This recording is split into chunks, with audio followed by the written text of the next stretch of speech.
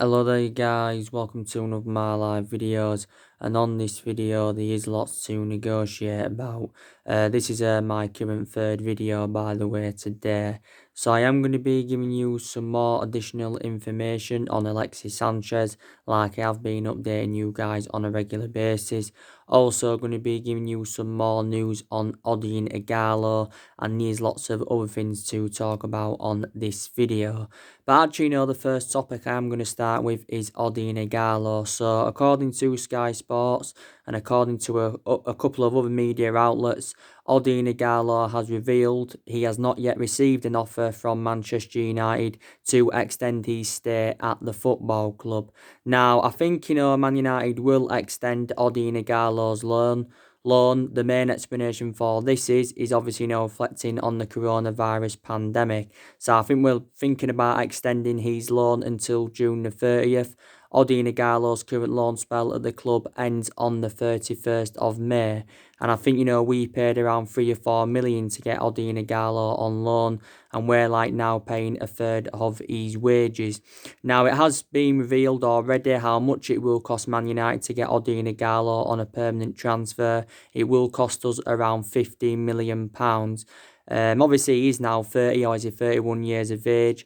But, if he'd have been around 4 to 5 years younger, Odion Ighalo would have cost quite a lot more than £15 million. But I think Odion Ighalo's already revealed anywhere that he wants to stay at the football club. But he hasn't received any offer as yet, according to the player.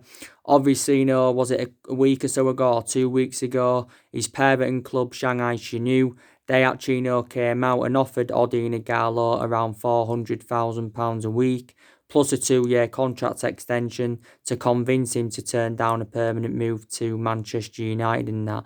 But I think Odion Ighalo did actually reveal that he's even willing to take a pay cut, to remain at Manchester United. But Solskjaer did make the admission, saying that we are likely, to get him on a permanent transfer. Odion Ighalo's enjoyed a fantastic start to his Manchester United career. 4 goals in 3 starts for the football club. And I've got to be honest, I'm going to make this admission. I think he's a really, really good cover-up to Marcus Rashford. And he's the vocal point in his total comparison to our other attacking players.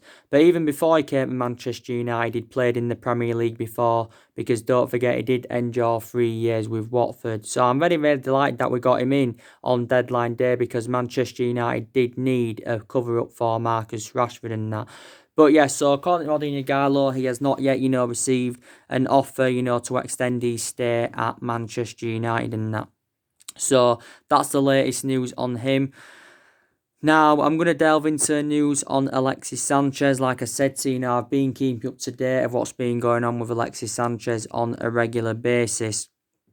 Now, reportedly, like I said to you, I'm reiterating what I mentioned before. Sanchez, he's set to stay at Manchester United, and he's set to see out the remainder of his contract. Now, Sanchez is under contract with Man United until 2022.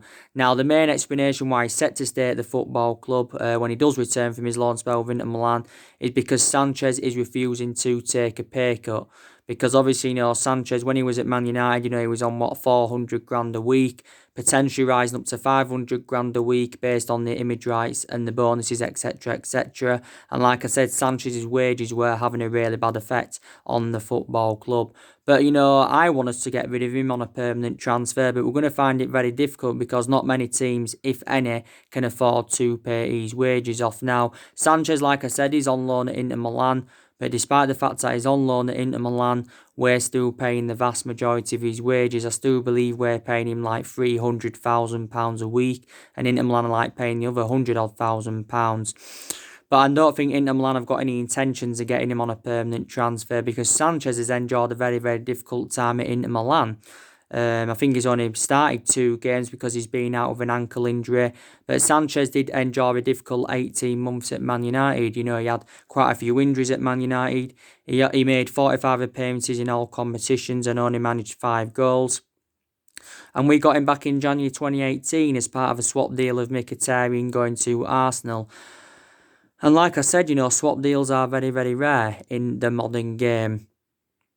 They are very, very rare in the modern game. But, when we got Sanchez, we thought it would have been an exceptional signing, reflecting on what he did in his 3.5, 4 years with Arsenal. So he'd already been well proven in the Premier League, when he came to Manchester United. I think he won a few FA Cups with Arsenal. I think he scored a good 80 goals, was it, in 166 games for Arsenal, if I'm right. Provided around 40 odd assists.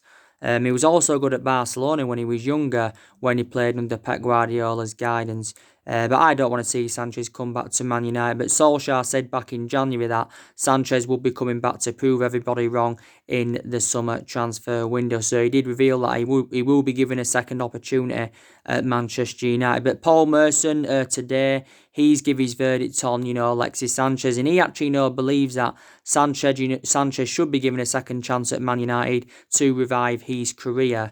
And he believes he should be part of Ole Gunnar Solskjaer's plans going on into next season and that. But I think the vast majority of Man United fans would totally disagree with him. We've got number 7 iconic now, but Sanchez was our last number 7. But if he was to come back and do really, really well, then I'll take everything back that I said. But yeah, with him refusing to take this pay cut, I think he's coming back to the club. Obviously, West Ham have recently expressed their interest. They've also been in negotiations with his agent, but like I said, no team can afford to pay his wages off. So that's the latest news on that. So I think we'll get Odion Ighalo permanently, but he hasn't received any offers yet, according to Sky Sports. And, Sanchez is, set to stay now at the football club, which is a disappointment. So there's a lot of negativity coming out regarding that. Now, obviously, on my recent video, I give you the latest news, didn't I, on Jadon Sancho. I've been keeping up to date of what's been going on with Jadon Sancho on a regular basis, and there's been a lot of positivity coming out of the mainstream media regarding Jadon Sancho, because it looks likely, that he's actually going to be our first signing in the summer, and he's going to be our 6th signing overall under the Ole Gunnar Solskjaer era, which is very, very good news. Because I do believe Solskjaer will be Manchester United manager next season. He's come out from quite a few media outlets today saying, that Jadon Sancho has revealed his preference is a transfer to Manchester United over Chelsea and Liverpool because of the friendship he's got with Marcus Rashford. He's got a very, very good friendship with Marcus Rashford as Jadon Sancho, and I think he's also an admirer of Anthony Martial, and he's also, he likes Mason Greenwood a lot. And I'd be excited about the prospect of Sancho coming in, playing alongside the likes of Rashford and Anthony Martial in our attacking line. Let's be honest, it would be one of the club's best attacking trios, I've got to be honest with you. And they're all very, very young. Jadon Sancho's 20, Martial's 24, Rashford's 22. But, they would do very, very well. And I think Rashford's already revealed that he wants Jadon Sancho at Manchester United next season. But the reports that have been emerging out today have been totally comparison to the ones that were coming out yesterday, because it came out from the Daily Express yesterday saying that Jadon Sancho doesn't want to move to Man United. He's interested in making a move to the La Liga to either join Real Madrid or Barcelona. The main explanation is because obviously he thinks he's got a greater chance of winning the Ballon d'Or. But we're the only club I think that are only determined to pay Borussia Dortmund's asking price, because Borussia Dortmund have come out and said they want at least £100 million. More than likely, Man United will pay £120 million. But either figure is going to make him a record signing in the Premier League, and it's going to make him most expensive signing, the most expensive British player in history. Yes, it will in that. And don't forget, Man United are willing to offer him the iconic number 7. Obviously, like I said, we've had a lot of good number 7s up and down the generations. And obviously, reflect on this coronavirus pandemic. It's obviously, not convincing Dortmund to let him go on the cheap. Dortmund still do remain ruthless over their valuation. They're not letting Jadon Sancho go on the cheap. So they've notified us and said we've got to pay their full asking price. This is what they've said. But, we've been in negotiations with Jadon Sancho's agent now for quite a few months. Like Fabrizio Romano came out, quite a few weeks ago. I think Fabrizio Romano is a very reliable Italian journalist, and I think he tends to be close to Manchester United. And plus, don't forget, we're willing to offer Jadon Sancho around £400,000 a week. So that's going to make him the best player at the club, as well as our most expensive signing. There was reports emerging out saying that, if Manchester United failed to get qualification for the Champions League, then Jadon Sancho could reject a move to Old Trafford. But, Champions League football is very, very imperative anywhere. But the main explanation why we didn't get Jadon Sancho last year is because we had no Champions League football to offer. Now, Chelsea have expressed their interest in Sancho. Liverpool have also been in for him. But Liverpool, I don't think this summer will sell Salah, Firmino or Mane. So Sancho, wouldn't get game time week in, week out if he did go to Liverpool unless he sold one of their attacking trio. But I think he's on his way to Manchester United in the summer. I really, really do. But I've got to say, the beneficial thing about recommending him in is that, like I said, he's got a good friendship with Rashford. He's played in the Premier League before. He began his career with Watford. Then he went and had, 2 years with Man City. The main explanation why I left City is because he didn't get assured any first team opportunities at Man City. But, Dortmund they got him for next to nothing. Dortmund only paid 8 million for him. So Dortmund are going to make a huge profit on the player. Definitely in that. But, analysing his performances in the few years he's been with Dortmund, his valuation has persistently grown. He's under contract with Dortmund until 2022 is the player, so he's got 2 years remaining on his contract. And he is predominantly a right winger, and Man United are in search for a right winner. So, yeah, he's our number one priority target for the summer. But, Solskjaer's chasing 4 priority targets. And, if we was to get these 4 players, it'd cost Man United around £290 million. The 4 players are Sancho, he's one. He's going to cost us 120 million. Grealish, he's another. He's going to cost us around 60, maybe 70 million. Bellingham, he's going to cost us 30 million. And James Maddison, he's going to cost us around 70, maybe 80 million pounds. So it adds up to around 280, 290, just under 300 million pounds, So let's just put that into the equation. Solskjaer's transfer budget has been revealed. Well, our transfer budget has been revealed, and Solskjaer's going to be given around £150 million to spend this summer. Do you think £150 million is enough? Is it enough for us to get the right number of players in? Obviously, take into consideration, that Man United are going to sell players in the summer. So if we do that, which I think we will, our transfer budget will increase, definitely, if we can sell players. And I think we're planning on selling around 6 or 7 players in the summer transfer window. Maybe we'll get rid of just 5, but we'll get rid of quite a few, definitely. But obviously, we get Jadon Sancho for 120 million. We get Odion Ighalo in on a permanent transfer. That's 135 million. And that's just going to leave us 15 million pounds to spend in that. But, I was liking, what Ole Gunnar Solskjaer is recently coming out and saying, because he's very, very confident, when the transfer window reopens, because he did say that we will exploit the transfer market when it does reopen, and he believes we'll get the players that we do want in, because Solskjaer is aware that, a hell of a lot of clubs across the world and that are under financial pressure due to this coronavirus pandemic, and, teams basically, will have to, sell some of their players to generate money, because, like I said before, teams are set to lose millions in transfer revenue due to this coronavirus pandemic. It also did say that if the Premier League, wasn't to resume, that the Premier League, faced a financial penalty of £762 million, something to do with TV broadcasting with Sky and BT, and I think, the international hold rights or something like that. But the season is going to resume anyway, because the season has been extended indefinitely. I think the season's set to resume in July, and it should be completed by August, but, the season is going to be, played behind closed doors anyway. Obviously, because public health is more of a priority than football, they cannot take any risks. They can't take any risks because this coronavirus is very, very serious. Thousands of people, tens of thousands of people across the world have died from this. A lot of countries are in lockdown with it. Quite a few football players have had it before. The Prime Minister who runs, obviously, this country, he obviously, has had it. He's been in hospital. He's just come out of intensive care. He's had the as much treatment as he can. So I think Boris Johnson, is obviously, going to get through this and that. But, the Premier League has been suspended since the 9th of March. So it's actually, been suspended now for exactly a month, just over a month, I think. And the earliest it is suspended till the Premier League is April the 30th, definitely. But it'll probably resume in July. There's been different, predictions of when it's going to start again. There's been some people.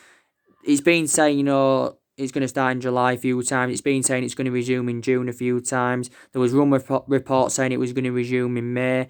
UEFA said a while back, that they wanted the all domestic club competitions to be completed by the 30th of June. Obviously, like I said, if the season wasn't going to resume, how would it implicate the leagues and that? Would Liverpool get given the Premier League title? Because they only need 2 wins now anyway, the Liverpool to clinch their first ever Premier League title and to end their 30-year drought. Would teams who are in the relegation zone get relegated, or would they, get another season in the Premier League? Same sort of thing with the Championship. Would Championship, what would happen with the playoffs? What would happen with the playoffs and that? So how would it implicate the leagues? But I think the season's going to resume anyway. Don't forget, quite a few players, have donated 30% of their wages to the NHS. Not all of them, no. I think some of them have refused. Also, too, we've donated 30% of our wages the other week to the NHS. It was Harry Maguire that instructed, the entirety of our squad to donate 30% of their wages. Also, too, the Premier League have paid 20 million to the NHS and 125 million in advance payments to the EFL and the National League. So you've got to say that's really, really good of them. But the Premier League will resume, and obviously, all the fixtures that have been suspended will be rescheduled when it does eventually resume and that. So yeah. But like I said, some teams' transfer business could be affected in the summer, due to this coronavirus pandemic. I can't even predict how long it's going to go on for. It's been going on for a good 5 months now. We're hopeful that it could end maybe in the next couple of months. Maybe it could be gone by July, I don't know. But we'll just have to see how it plans out, and that's just basically all we can do. Now, obviously, like I said, there's been other players on Manchester United's agenda. There's a lot of players on our agenda because it is good in a way, that Ole Gunnar Solskjaer is making plans for the summer transfer window. Obviously, Solskjaer knows he's got the backing of the Glazers. He's also got the backing of Ed Woodward. Also, quite a lot of our players are still determined to back him now. Solskjaer's if he's still in the summer transfer window, it will be his 4th transfer window as Manchester United manager, and I think he will be here. I think the only way he could be sacked is if, Man United fail to get qualification for the Champions League, but I don't think he will. But in 3 transfer windows, Solskjaer has recommended 5 players in, and he's spent around £220 million. So I've got to credit Solskjaer, for the players that he has recommended in so far. I think he needs at least a couple of transfer windows anyway, to rebuild a good squad. He has been here now nearly 16 months as Solskjaer, so he has been at the football club over the year. But you've got to take into account he is still in the process of rebuilding. But we'll get Jadon Sancho in the summer, hopefully. Hopefully, we can get Jack Grealish on the board, like I mentioned. Maybe, Grealish to Manchester United hinges on, us selling Paul Pogba. James Maddison, he's on our agenda, but I'm very, very sceptical that we'll get James Maddison. But don't forget, back in September of last year, Solskjaer agreed with Mike Phelan, the areas where he wanted to strengthen up. And Solskjaer has identified the areas where he wants to strengthen up. He said he wants to bring a centre-forward in, he wants to bring a right winger in, and he also wants to bring a central midfielder. And I think he's also in search for a centre-half, is Solskjaer. And I think, he wants to make around 3 or 4 signings in the summer, because he believes that's how many Man United do need to become title contenders next season. And that, I think, we can challenge next season, and I think we could win the league, maybe in the next 2, 3, maybe 4 years. We haven't won it for 7 years. The last time we won it was in Alex Ferguson's last season and that. But obviously we know at the moment that Liverpool are strides ahead of us. Even though we've done City 3 times this season, I think City are still at least a couple of years ahead of us. And, we need to obviously, emulate to their levels and that. But, we've got to get the right players to Manchester United in the summer that can elevate us forward and that. But, like I said, when the season does eventually resume, we have got quite a few ambitions. And one of those ambitions is to win the Europa League because that's a chance for us getting some silverware on the board. Also, too, the league, the FA Cup's a priority for us because that's a chance for us getting some silverware on the board. And also, too, us getting Champions League qualifications a priority, and as it stands at the moment, we're fifth in the Premier League and fifth is a Champions League place because City are banned from the Champions League for the next 2 seasons and that. Like I updated you this morning, Solskjaer doesn't only want to see more incomings in the summer, he also wants to get rid of more players, doesn't he? He wants to get rid of more players, does Solskjaer. I think he's planning to wax around 5 players off in the summer transfer window. So I think the players he's going to get rid of in the summer, I think Phil Jones, he's definitely one player that will leave Manchester United in the summer. Jones is now into his 9th season at the football club. He's been here since the Ferguson era. Don't forget, we did get him from Blackburn. Jones has lost his place in the team, though. Jones can't even get into the team now because you've got Harry Maguire and Victor Lindelof that are our first-choice centre-halves. You've got Bay and Tuanzebe that are our backups. So Jones is not going to get in the team. And we can cash in for him if we get rid of him in the summer. I think we'll also get rid of Lingard. He's another player we'll get rid of. Like I mentioned, The Athletic came out earlier on this week and they said Arsenal could try to sign Lingard. It also recently said that Everton were in for him. Atletico Madrid and Roma have also been in for Jesse Lingard. So if Lingard leaves Man United, because he's expected to leave, will he continue applying his trade in the Premier League or will he go elsewhere? Now, he's remained loyal to Manchester United for several years, and Lingard spent the vast majority of his career with Man United and that. Been here for years and years and years, but obviously, he got loaned out to quite a few clubs. I think Lingard's got exactly now a year left on his contract at Manchester United, but since the arrival of Bruno Fernandes, Lingard's just found game time extremely difficult because he's lost the confidence of Ole Gunnar Solskjaer as Jesse Lingard. But we do value the player at around £30 million. But yeah, and he hasn't registered 1 goal or 1 assist in the Premier League for over a year now, so that just proves how inconsistent he is. We don't need Jesse Lingard. So say we can get maybe 12 million for Jones and 30 million for Lingard, that'd be £42 million there for 2 players. Andres Pereira, we can also cash in for him if we get rid of him in the summer because he's still got around 3 years left on his contract. Pereira's under contract with the club until 2023. Don't forget, Pereira did have loan spells with Granada and Valencia in Spain. Obviously, he's been playing regular this season as Andres Pereira, but the only main explanation why he's been playing regular is because of when McTominay was injured. But since Scott McTominay's come back, I think, Pereira has found himself surplus to requirements. But Pereira, in general anyway, only became a regular last season. So I think we're planning on getting rid of him. We'll probably get rid of Smalling as well. He's another player I think we'll get rid of, Chris Smalling. He's out on loan at the moment with Roma, but I think we'll get rid of Chris Smalling on a permanent transfer. Obviously, if Roma don't get qualification for the Champions League, then maybe Chris Smalling won't remain loyal to them. He maybe won't remain loyal to them. He'll go somewhere else. But I don't think he'll come back to Man United. Smalling now he was a long-serving player for us. He endured 9 years at Manchester United, did Chris Smalling. But yeah, we can cash in for him if we can get rid of him on a permanent transfer. But I don't think there was an obligation to buy when we put him out on loan to Roma. Marcus Rojo as well, he's on loan at Estudiantes. We'll probably negotiate on getting rid of him on a permanent transfer and that. So we'll get rid of around 5 players in the summer. I wanted to get rid of Sanchez, but like I said earlier on in the video, I think Sanchez is now staying at the football club, which is negative news. Obviously, Timothy Fosu-Mensah, there was uncertainty over his future, but like he updated you recently, the club have triggered a 1-year extension on Timothy Fosu-Mensah's contract, so he's going to be staying at the club at least for another year. Obviously, Fosu-Mensah will find game time very, very difficult, and that maybe he'll get more opportunities in the cup games. Don't forget, he was injured for a very, very long time, was Fosu-Mensah. He returned back to the football club this summer, did Fosu-Mensah, because he was on loan with Fulham, where I think his actual injury occurred. He also had a loan spell with Crystal Palace and that. So, yeah, so we know he's going to be staying at the football club. But a lot of players have left since Solskjaer's arrival. Italy was a very, very popular destination because a lot of our players that left went to Italy. You saw Ashley Young go this year to Inter Milan after he endured 8.5 years at the club.